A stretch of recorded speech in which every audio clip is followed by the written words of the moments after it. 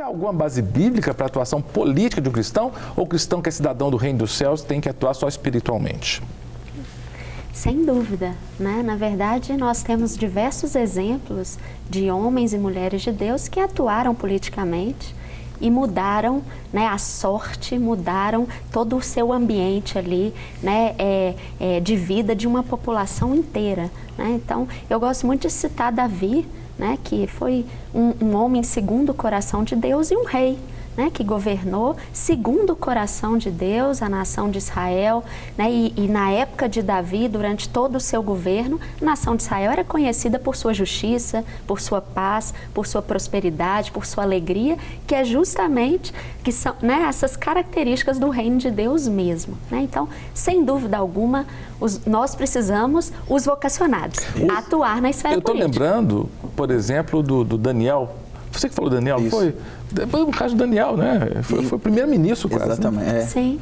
Então, assim, ele foi braço direito, né, de vários líderes, de reis que vieram depois dele, que vieram, né, que foi passando. Mas, ao mesmo tempo, eu vejo José, que José foi do Egito, o próprio José, que se tornou governador do Egito e fez teve a sabedoria, Deus deu sabedoria para ele na administração, de como guardar ali todos os mantimentos e alimentar toda a nação, né, naquele período. Olha a sabedoria que Deus deu para ele. A gente vê, então, assim, eu vejo o próprio Neemias, que não era um sacerdote. Neemias foi um cara que mudou a história de Jerusalém, levantou, reconstruiu os muros, foi levantado como governador. Interessante, é. Governador e não era sacerdote. Tanto que quando, né, eles reúnem todo mundo na praça da cidade ali em capítulo 9, Neemias ali, não foi ele que leu a lei. Quem foi ler a lei foi Esdras. Então Esdras era a figura pastoral, vamos dizer, naquele período, e Neemias era o ativista, era o governador que fazia a questão social, de transformação social. Mas tudo entendendo que a mão de Deus estava comigo o tempo todo. Algumas pessoas já chegaram para mim e falaram assim, Cássio, você está na TV, né? Por que você não usa essa sua visibilidade para se tornar candidato? Eu falo, caramba, eu sou professor, sou pastor, trabalho na TV, será que eu vou me envolver na política? E às vezes eu penso assim, vocês lembram da votação do impeachment da Dilma no Congresso? O que eu ouvi, várias pessoas falando assim, gente, olha os nossos representantes, olha os nossos deputados, que vergonha. Às vezes eu olho para isso, eu fico vendo tanta maracutaia, é dinheiro na mala, é apartamento com milhões de dólares, é tanta mutretagem, que eu fico pensando, e aí eu queria colocar essa pergunta na tela, que eu quero que vocês me respondam. Será que é possível, né, como o cristão pode atuar na política e desprezar o princípio bíblico de Amós 3,3? Lá diz assim, andarão dois juntos se não estiverem de acordo? Porque é o seguinte, como é que eu posso atuar politicamente, ser um deputado, ser um vereador, ser um presidente, um governador, prefeito, senador, senadora, sendo que aquele ambiente é tão permeado de corrupção? Será que eu não vou me contaminar mesmo? O que vocês pensam? Bem, ele é permeável de corrupção porque nós o abandonamos, né? Eu gosto sempre de trazer a reflexão contrária. Se os cristãos, de fato, posicionados, íntegros, justos, estivessem nesses ambientes, esses ambientes não seriam corruptos como são, né? O que nós estamos vivendo hoje no país é uma tentativa de retomar esses espaços de poder. E aí, claro, um espaço completamente contaminado, até que ele seja limpo por completo, né? Isso tem um tempo, né? É médio e longo prazo. Então, se nós não começarmos agora e continuarmos avançando, nós nunca purificaremos, entre aspas, esses ambientes. A gente está meio que no movimento monástico, né? Assim, muitas igrejas estão querendo assim, não vou me intrometer na política, é coisa do mundo, é de Satanás. Aí eu me isolo no mosteiro contemporâneo, que é uma igreja local, e deixo o mundo se pegar, né? E eu vejo que essa é a falha nossa, e a gente colhe as consequências dessa omissão, vamos dizer.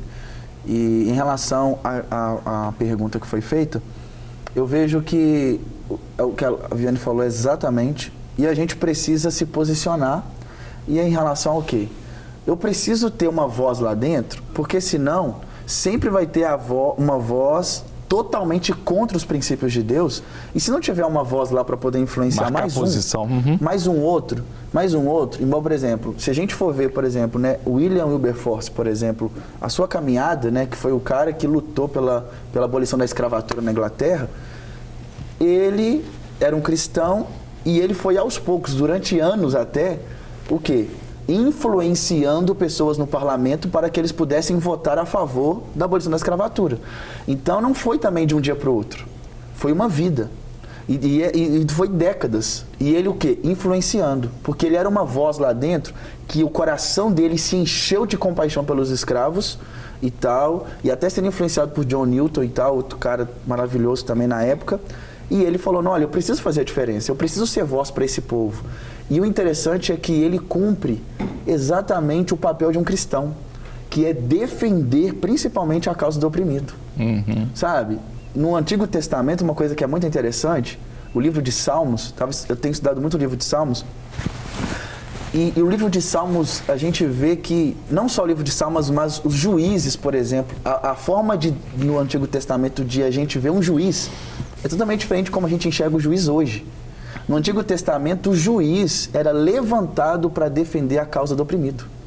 Ele era levantado com uma visão de equidade, no sentido de colocar a balança no nível de igual. Olha, esse pessoal está sendo, sabe, não está recebendo a atenção, o cuidado. Então a gente precisa igualar essa balança. Esse povo aqui já está.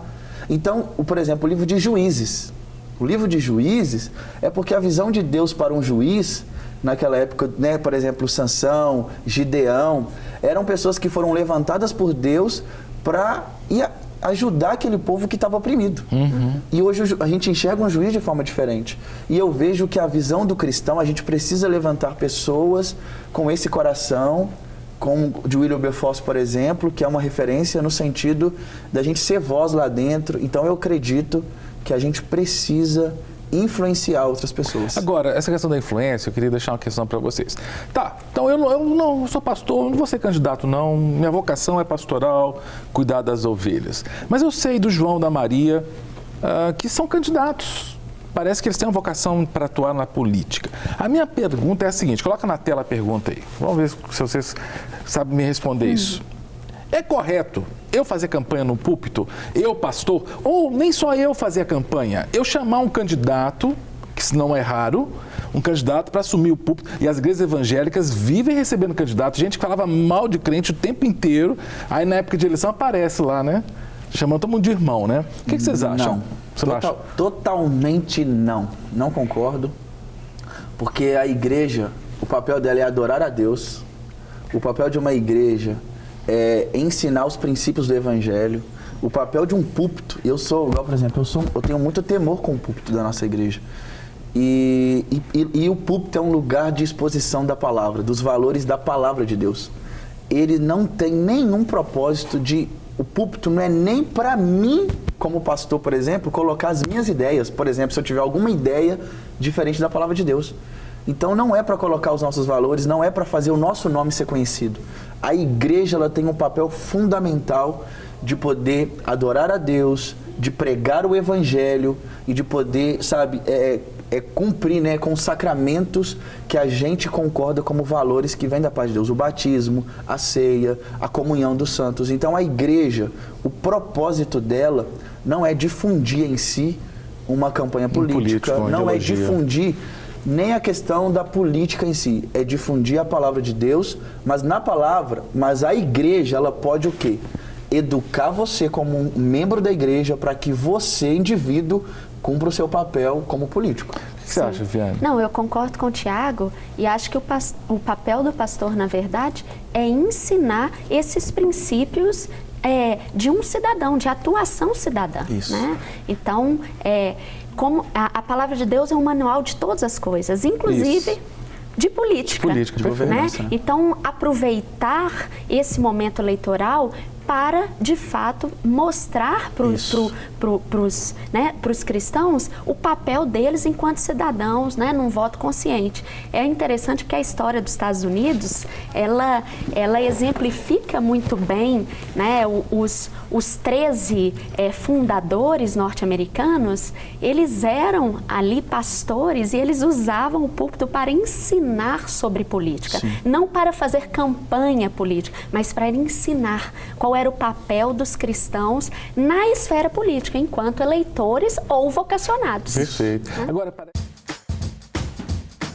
Não quer ficar um segundo por fora da nossa programação? Agora você pode nos acompanhar através das plataformas digitais. Queridos amigos e amigas, preciosos irmãos e irmãs, não perca tempo. Acesse, curta e siga-nos. Fique por dentro de tudo o que acontece aqui. Rede Super, inspirando você.